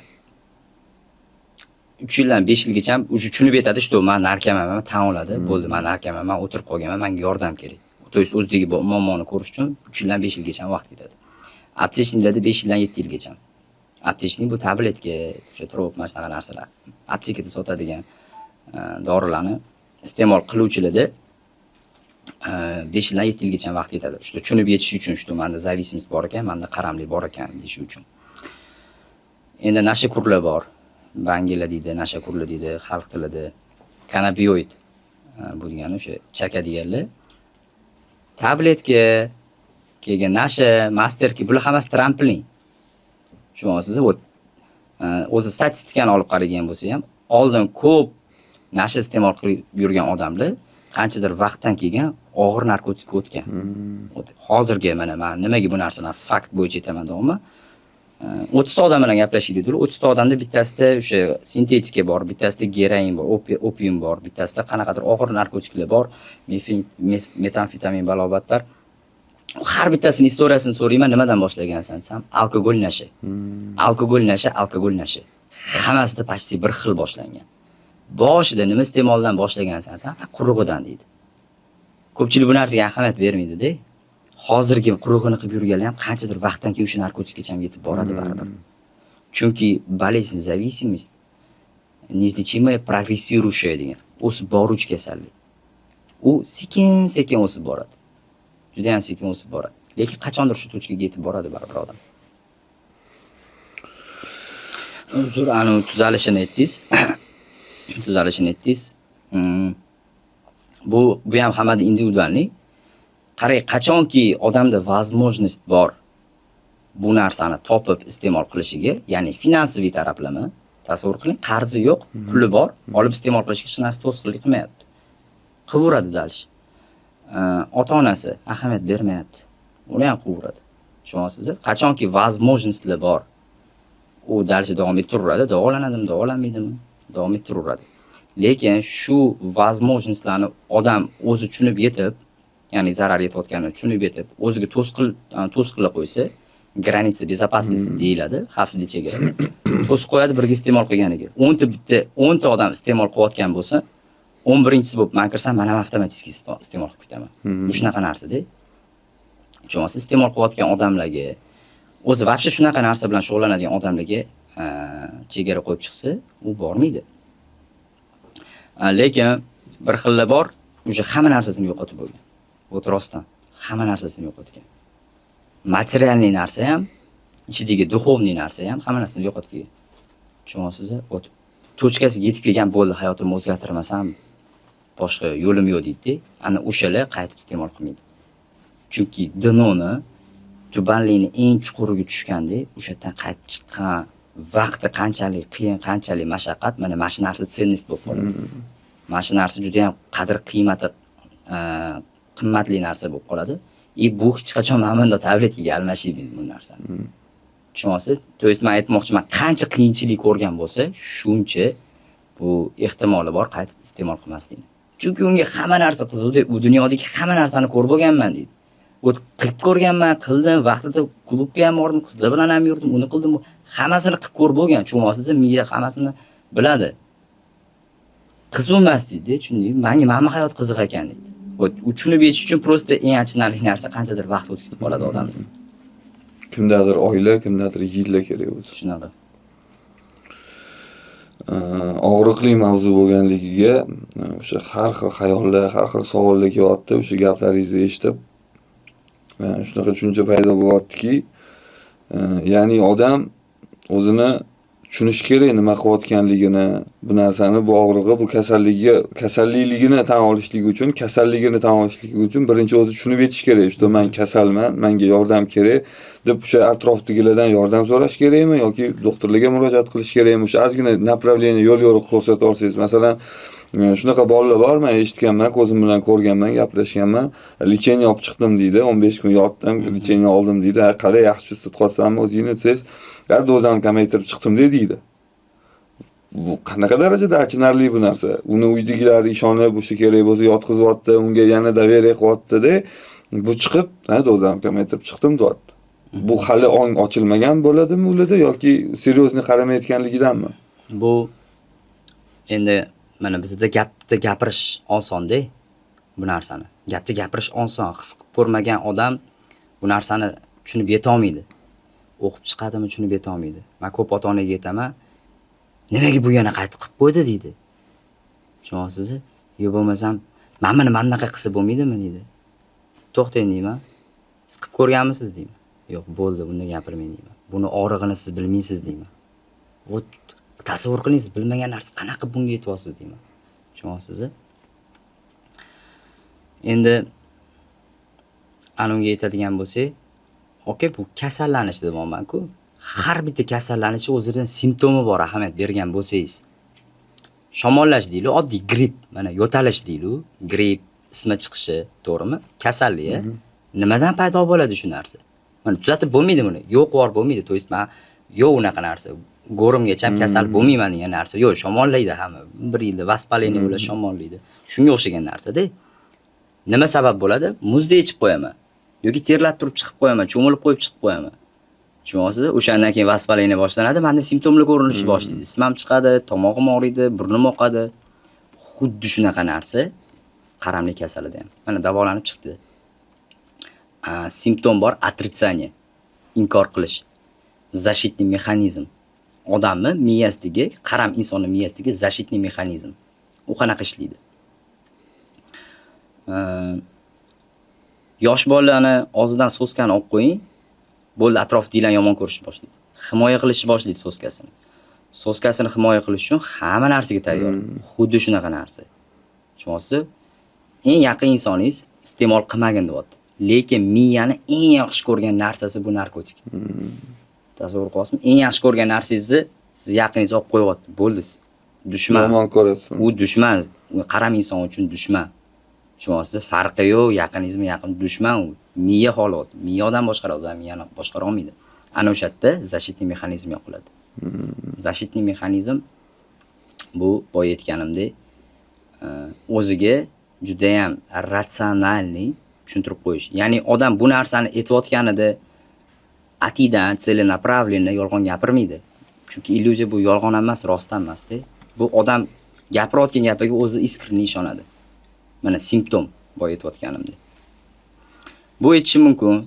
Men boshqalarga o'xshab geroin iste'mol qilayotganim yo'q, men boshqalarga o'xshab mefillayotganim yo'q deydi. Men faqat tabletka ichaman. Kontrol qilaman deydi. Tushunasizmi? O'zidagi bor muammoni minimalizatsiya qiladi. Ya'ni qisqartiradi. Bu nima beradi? Bu meni hissiyot his qilmasligiga beradi. To есть meni aybdorlik hissini his qilmasligiga beradi. Mana shu mexanizm. Обвинение bor. Ayblaydi. Agar menga vaqtida mana bunaqa qaraganingizda, vaqtida mana bunaqa e'tibor berganingizda men qilmagan bo'lardim deydi. Bu o'sha ana kontra-ataka deyiladi, manipulyatsiya deyiladi. Odam o'zini yaqinini aybdorlik hissiga o'tkazib qo'yadi. Hatto aybdorlik hissi unda, chunki u aybdor iste'mol qilganiga, u tanlayapti shu yo'lda. Tushunasiz? Intellektualizatsiya degan narsa bor. Hamma iste'mol qilib yuribdi deydi. Mana og'aynim iste'mol qilib yuribdi, tashlab yubordi deydi. Mana iste'mol qilib tashlab yubordi, bu iste'mol qilib tashlab yubordi. Mana hammasi mana shu защитный mexanizm. Tushunasiz? Qachonki odam o'zini illyuziyasini tushunib yetib, anglab yetib, tan olib mana shu narsa bilan ishlamaguncha odam yana qaytib borib iste'mol qilaveradi. Tushunasiz? To есть qanaqadir sabab kerak emas-da, muammo bo'lib qolish shart emas, nimadir bo'lib qolish shart emas. Bo'ldi, shu narkotikni olib qo'ying, uni hech narsa qilmang. Kasallik bilan ishlanmasa, odam yana qachondir borib yana iste'mol qiladi. O'shaning uchun boya aytdingiz, davolanib chiqqandan keyin ham iste'mol qiladiganlar bor dedingiz. Ana o'sha odamlar yaqinda bitta istoriya qo'ydim. Ana dono odam bilan aqlli odam farqi. Aqlli odam bitta qilgan xatosini qaytib qilmas ekan. Nimaga? Chunki o'tda bitta og'riq his qildi, bitta muammosini ko'rdi, keyingi safar qadam qo'yishidan oldin to'xtar ekanda, o'ylar ekan oqibatini. Hozir qilsam yana mana bunaqa narsa bo'ladi. Dono odam o'sha qilayotgan xatosini ko'rib turib, boshqa odam qilayotgan xatosini ko'rib turib aytar ekan, hozir men shu yo'ldan yursam, menda ham xuddi shunaqa og'riq bo'ladi, menda ham xuddi shunaqa muammo bo'ladi. O'sha odam qilmas ekan. Bu dono odam. Qaram insonni miyasida ikkita toifaga ham kirmaydi. Chunki o'sha aytganimdek mexanizmlar bor. Kompulsivnost bor. Kompulsivnost bu oqibatini o'ylamasdan ish qilish. Bu odam o'zini xohishi bilan qilmaydi. Hozir oqibatini o'ylayman-da, keyin yomon bo'ladi, men qilaveraman. Unaqa ishlamaydi. Bu qilib qo'yadi, keyin o'ylaydi. Qaram inson bilan sog'lom insonning farqi, sog'lom inson qilishdan oldin o'ylaydi, qaram inson qilib qo'yib keyin o'ylaydi. Ana ko'p ko'ramiz, qilib qo'ygandan keyin, "Voy, nima qilib qo'ydim" deb mana o'tiradi-yu. Mana mana shu kompulsivnost. Bu to есть uni xohishida emas. Bu shunaqa mexanizm ishlaydi. Davolanayotgan shu mexanizm bilan ishlanadi. Odam 1 turiladi, 2 turiladi, 3 turiladi, 5 turiladi, 10 turiladi, 20 turlar, 50 marta turlar. Qachondir ana og'riq juda ham qattiq his bo'ladi, juda ham qattiq his qilganida, o'zi ikkita yo'li bor. Выздоровление приходит через вдохновление deydi, либо через отчаяние deyiladi. Ya'ni bu tuzalish bu qanaqadir odamda ilhom paydo bo'lganida boshlanadi deydi. Prosta o'zidan o'zi motivatsiya kelib qoladi odamga va bo'ldi, men hayotimni o'zgartirishim kerak, chunki bunaqa yashash bo'lmayapti deydi, o'zgartiradi. Ikkinchi variantda qachonki hamma narsasini yo'qotadi, boya aytganimdek. Hamma narsasini yo'qotish обязательно. Chunki shunaqa mexanizmlar bor. Защитный mexanizm. Yo'qotadi materialni, yaqinlari, довериясini, ценностlarini, oshna og'aynisini, tushunasizmi? Ishonch. Mana shunaqa narsalarni yo'qotib bitta o'zi qolganidan keyingina unda anu proses ishga tushadi, что nimadir qilish kerak degan. Вот miyada shunaqa. Imенно qaram insonlarda shunaqa. Tushunarli, rahmat. Endi shu bizlarni kuzatayotganlarning ichida balki kasallar bordir, balki kasal tanishi borli insonlar bordir. Shularga o'sha birinchi qadamni nimadan boshlashlikni tavsiya qilasiz? Murojaat qilishdanmi klinikaga yoki o'zini ustida ishlab nima maslahatlar va tavsiyalar bera olasiz? Birinchi qadam, qarang, buni ham bitta misol bilan keltiraman-da. Qaram insonlarda xislat bor, odamda xislat bor, yaxshi xislat bor, yomon xislat bor. Har bitta odamda bor. Nuqson deymizmi? Qaram insonda shunaqa xislat bor. Har bitta qaram insonda bor bu обязательно. Gardiniya deyiladi. Gardiniya bu o'zbekchasiga sal tushunarli qilib aytadigan bo'lsam, manmanlikka o'xshagan narsa. To есть men o'zim qutulib chiqib keta olaman. Mana shu so'z ichida gardiniya borligini anglatadi. Hech olov bor-ku, mana olovni pastga qarab yoqsangiz ham, yonga qarab yoqsangiz ham tepaga qarab yonadi. Nimaga? Chunki assotsiatsiya shaytonda, bo'yin egmaydi hech qachon. Kibr, ta'zim qilmagan. Tushunasiz? Bo'yin egmaydi. Mana shu manmanlik o'sha olovdan bundoq misol qilib aytayapman, bo'yin egmagan. Nur faqat pastga qarab tushadi. U bo'yin egadi. Tushunasiz? Bu yaxshi xislat, bu yomon xislat demoqchiman. Qaram insonda mana shu xislat bor. Bu xislat borligini ko'pchilik o'zi ham bilmaydi. To есть manmanlik deydi, bu erkak kishiman deydi, ustanovkalarni aytadi, erkak kishi o'zi chiqib ketish kerak deydi.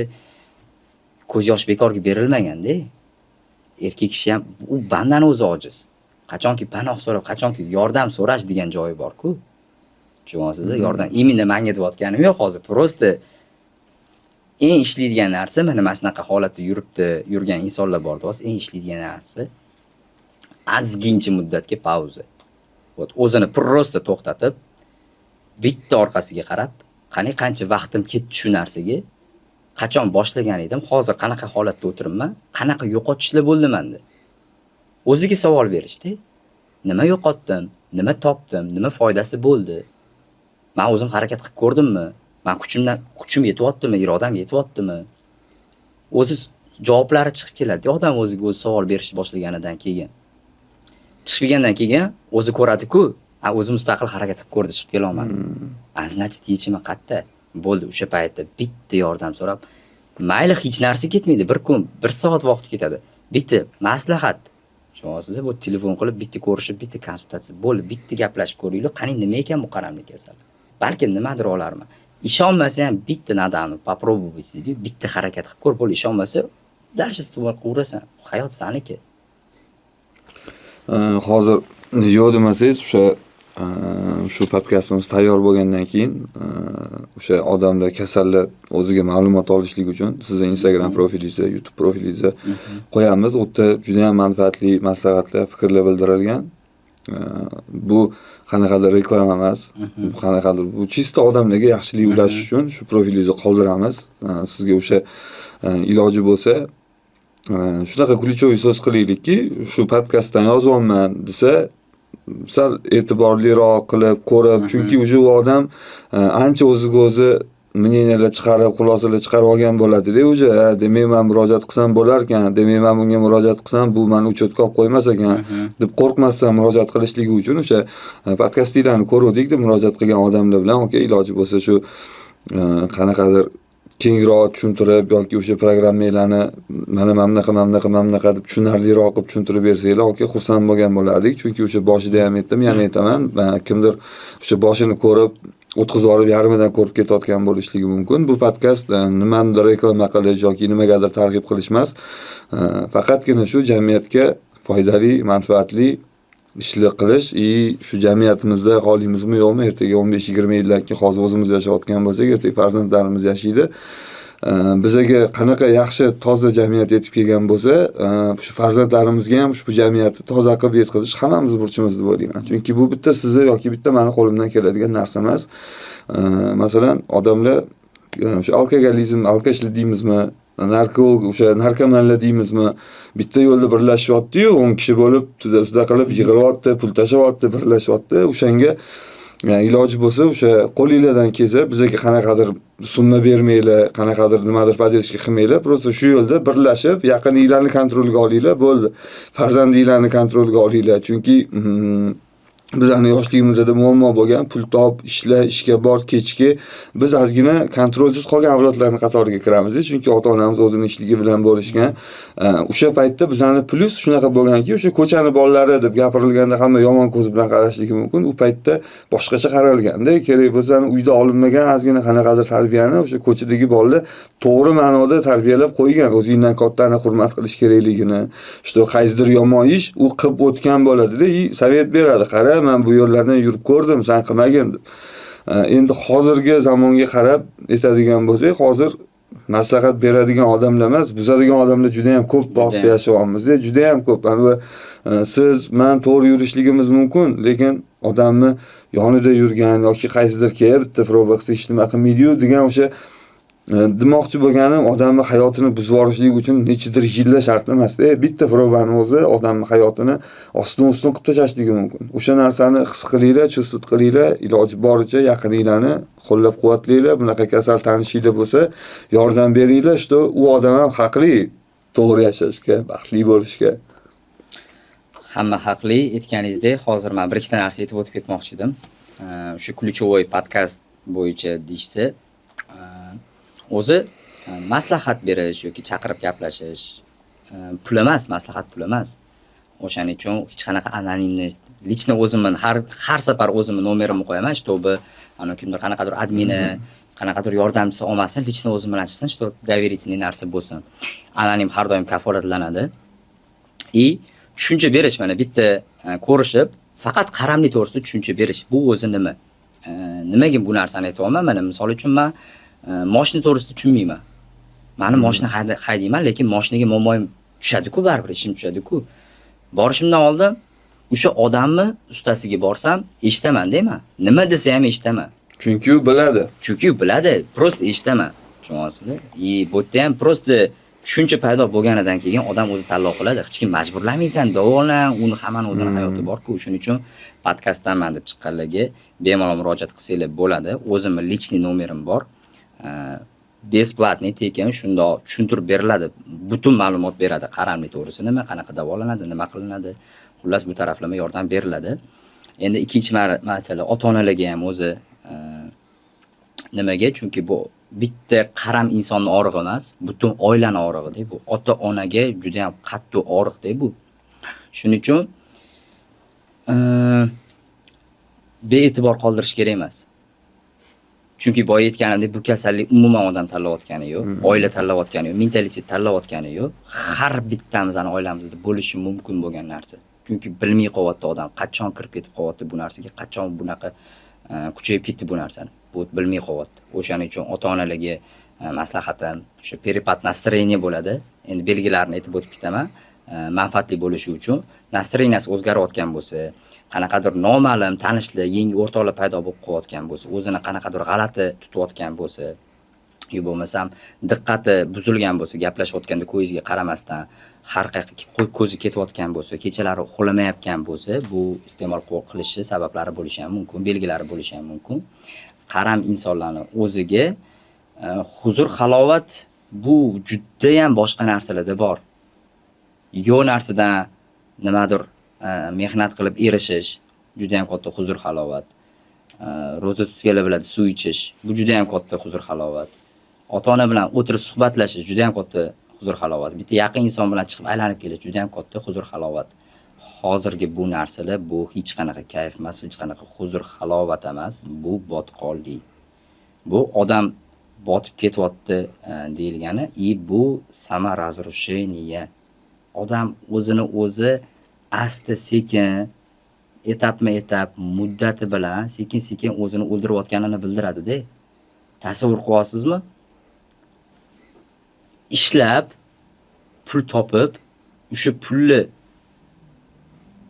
biznesmenlik, tadbirkorligi, barigaligi berib, yana o'tdi ninaxotlar bor, boshqasi bor, asab buzarlik bor, qancha zarar tasavvur qilyapsizmi? O't chetdan qaraganda, aslini qaraganda. O'sha narsani olib, yana o'zini o'ldirish uchun iste'mol qilinadigan narsa-da. Pul to'lab, iltimos qilib, kelishib, shu narsani odam yana iste'mol qiladi. O't bu bezumiya-da. Bu qanaqadir haqoratli tuyulishi mumkin. Bu yon tarafdan sog'lom odam qarasa, bu narsaga bu bezumiya deydi. Afsuski shunaqa xunuk kasallik. O'sha o'zim oldin reper bo'lganman, ijod qilganman ozgina. Va reper eshitish yaxshi ko'raman. Ko'p rep ijodkorlari bilan, o'sha reperlar bilan salomatligim bor, yaxshi. Radius 21 bitta Noraso degan ashulasi bo'lardi. O'tda shunaqa satr keltirilgan, miyamda qolib ketganda o'sha gapi. Bu baxt emas, bu qora hayot. O'sha narsani odamlar qachon tushunib yetarkin deyman-da. Bu baxt emas, bu falshiviy emas. Ozgina o'sha siz aytgandek, ozgina pauza ol, qara, sen shu narsa bilan nimaga erishyapsan, shu narsasiz nimalarga erishishing mumkin.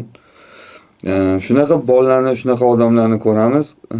O'zini professiyasi, yaxshi ko'rgan ishi boshqa, lekin kerak bo'lsa, masalan, shunaqa ijodkorlar bor edi, talanti bor, kuchli ijodkorlar, lekin shu finansaviymi yoki oilaviy sharoiti to'g'ri kelmasdanmi, sartaroshlik qilib yurgan bolalarni ko'ramiz. Bu men bu bilan sartaroshlik yomon kasb demoqchi emasman. Sartaroshlikni o'zini yaxshi ko'radigan bolalar qilsin, bajarsa o'shanda u ish orqali qanaqadir darajaga, yutuqlarga erishadi.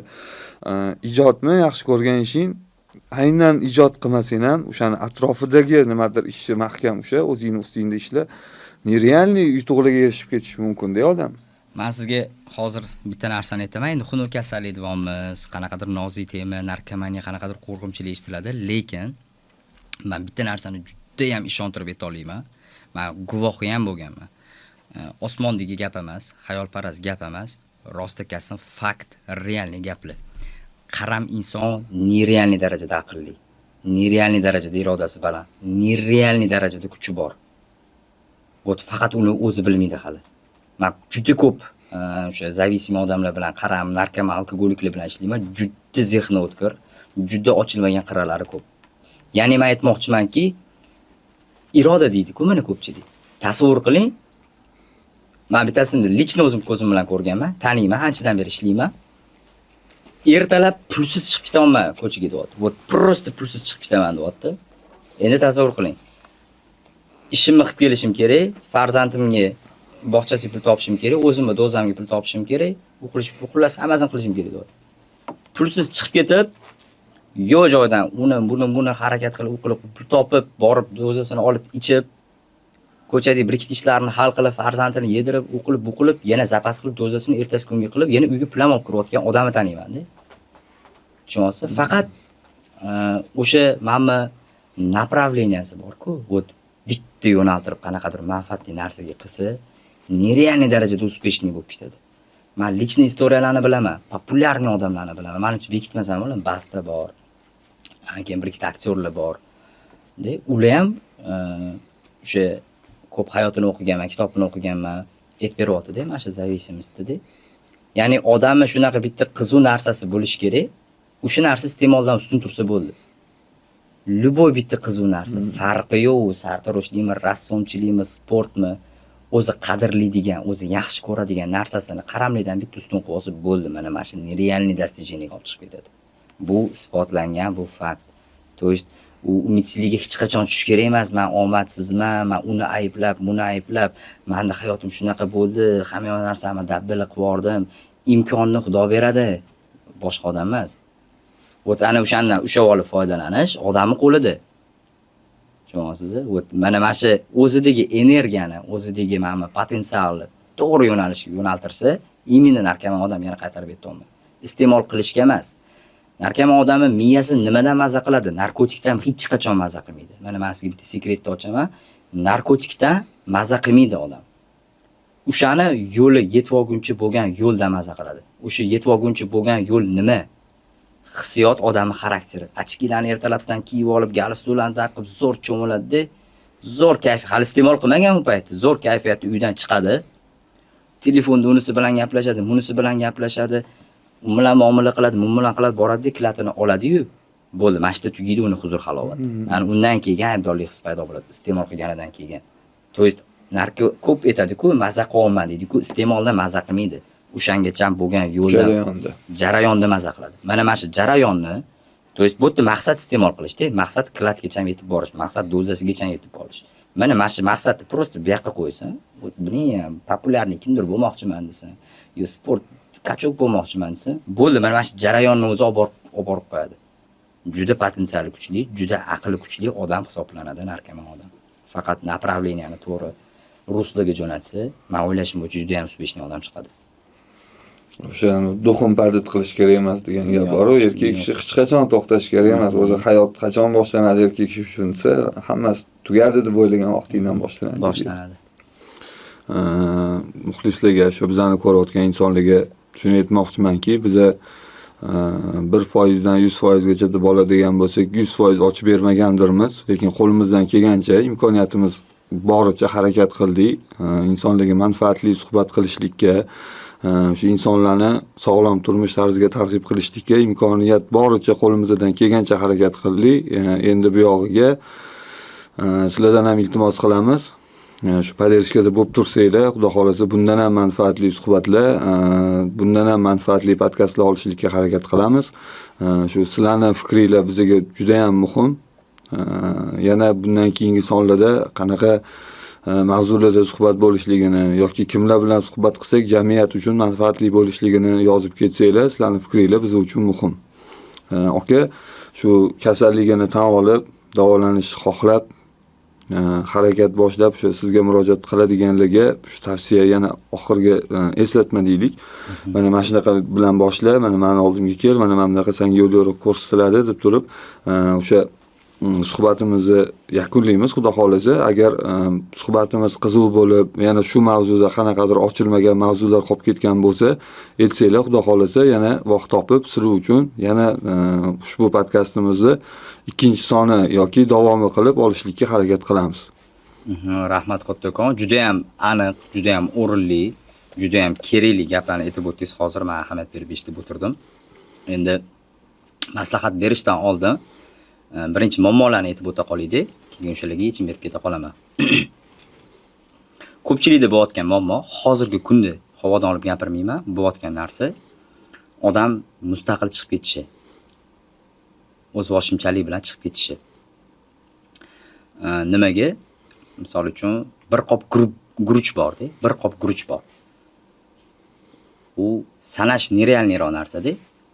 O'sha bir qopda guruchda qancha guruch bo'lsa, o'shandan bitta dona guruchni olsangiz, mana shuncha ehtimol bor odam mustaqil chiqib ketishiga. Shunda ham ehtimol bor. Chunki ko'p tushuntirayotganda misol qilib aytaman. Qora eshikni oq kalit bilan ocha olmaysan yoki ko'k kalit bilan ocha olmaysan. Buni o'zini ochadigan kaliti bor. Kimdirlar umrga jo'natadi, kimdirlar uylantirsa yaxshi bo'lib ketadi deb o'ylaydi. Kimdirlar sportga beradi, kimdirlar qamab qo'yadi. Bu yechim emas-da. Chunki bu dunyoviy kasallanish. Buni o'zini ishlaydigan, ishlab kelayotgan, ishlaydigan dasturi bor, programma. Men maslahat bergan bo'lardim. Bu qisqa hozirgi vaqt ichida judayam kam ma'lumotlar bo'ldi deb o'ylayman. Chunki o'zi iste'mol qilishdan ko'ra bu qaramli kasali nima ekan deb izlanish, o'rganish yana ham qiziqroqda. Chunki izlanib saringiz juda ham ko'p ma'lumotlar kelib chiqadi. Sababi miya galaktika. Miyada juda ham ko'p neyron bor. Juda ham ko'p o'rganish kerak bo'lgan narsalar bor. O'rgan saringiz, chuqurlashgan saringiz odam chuqurlashib ketaveradi. Nima aytmoqchiman? Sabablari ko'p. Chunki bu hozirgi narkotik bitta odamning sog'lig'iga emas-da, hamma narsasiga ta'sir qilyapti, hamma sferasiga. Qarindoshiga, bola chaqasiga, ishxonasiga, tanishlariga, hayotiga avariya bo'lib ketishlari hammasiga ta'sir qilayotgan narsa-da, bitta shu kasallik. Shuning uchun men maslahat bergan bo'lardim. YouTube kanalim bor. Hayot adiktolog deb ochilgan. U yerda juda ham ko'p ma'lumotlar bor. Bemalol qo'shilib olsanglar bo'ladi. Men o'ylashim bo'yicha juda ham manfaatli deb bildim bu narsani. Xudo xohlasa qo'ldan kelgancha tayyorman, aka. Nima, qanaqa informatsiya, qanaqa ma'lumot, qanaqa yechimlari borligini bemalol ochiq oydin tushuntirib berib, ochiq oydin yetkazib berishga mutlaqo o'sha boshida aytganimdek, bu podkast proyekti hurmati bemalol aloqaga chiqarsanglar bo'ladi. Nomerlar qoldirilgan bo'ladi. Bepulga yechimlarni berib, maslahatlarni aytishga именно shu podkast hurmati tayyorgarlik bor bunga. Rahmat aka, katta. Sizni ko'rganimizdan, suhbatingiz olganimizdan xursand bo'ldik. Yana o'sha mavzuga qaytamiz. O'sha jamiyatimizga ozgina nimadir manfaatli narsa chiqargan bo'lsak, bizning qilgan mehnatimiz shu deb o'ylayman.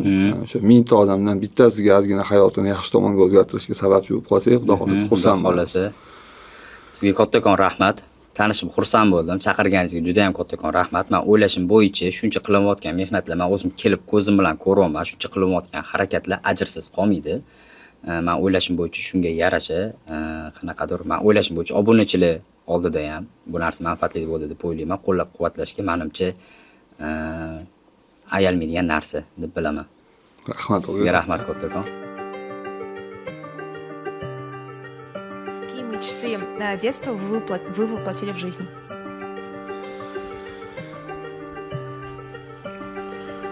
Так, небольшой подарок маме с папой покупал. Самый большой страх в жизни? Страх? Честь потерять. Что больше всего раздражает? Когда человек не в своей сфере умничает. Turornida nima bu ahvol? Shimini ko'tar ustini qo'qvor. Slish bo'tan yo'lda o'tadi, tur blatnoy. Nimadan gap qo'ysan o'zi? Qo'lingni cho'zma shayton. Chezda so'nsani sotib o'rgan, ota-onani qaqshatgan farzand. Kim bo'lishingdan qat'iy nazar, bir tinga qimmat. Nimalarga qo'l urishing ahamiyati yo'q, harakatlar nolga teng. Ota-ona yuzini yerga qaratgan, просто ходячая смерть. qara turishingni och qo'ygan itlarga o'xshaysan. Ko'zlaringni qara olganini menimcha sen o'sha o'ylaysan. Ozgina qoldi pohodu, yetib kelding manzilingga. Bu kiming bormi nobodogar, hozir joning uzilsa, ha? Buyuk farzand bo'ladi mening mehribon o'g'lim. Ona orzu havas qilgan ekanlar bir umr. Yetib kelmadi o'sha kun barchasi tamom. Onani ham so'nggi manzilga kuzataversan ahmoq. Annotatsiya o'qib senga misolni keltirib o'tirmayman. Знай одно, братишка, здесь только за тобой выбор. Yaxshi odam bo'lish oson, ey inson. Ertaga kech bo'lishi aniq, lekin bugun vaqting bor. O'zgar, vaqting bor. O'zgar, vaqting bor. O'zgar, vaqting bor. O'zgar, vaqting bor.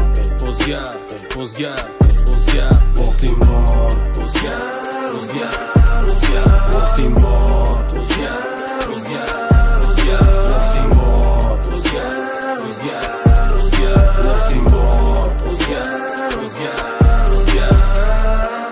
ba'zi bir brigaliz vaynerligi. Murojaatim mana temani ko'tarib olib qo'yibosdilar Haydar Mantikani. Jamiyatga 1 gram foydasi yo'q, bisfantovoy prikoly. Sanaga kerak like, sanaga kerak prosmotr. Telefonga ko'milmay atrofingga bir qara. Farzand tobutini ko'tarib ketar ota. Nechta buzilib ketdi bugun oila. Nechta ko'payib ketdi yetimlar. Men ijtimoiy tarmoqlarga qarshiligim yo'q, prosta to'g'ri yo'lga boshla, agar senga tushgan bo'lsa e'tibor do'stim. Sotilib ketmagan pul uchun fohishalarga o'xshabsan ney. Like prosmotrli uchun любой narsaga tayyor bo'l showman. O'zgar, vaqting bor. O'zgar, vaqting bor. O'zgar, vaqting bor. O'zgar, vaqting bor. O'zgar.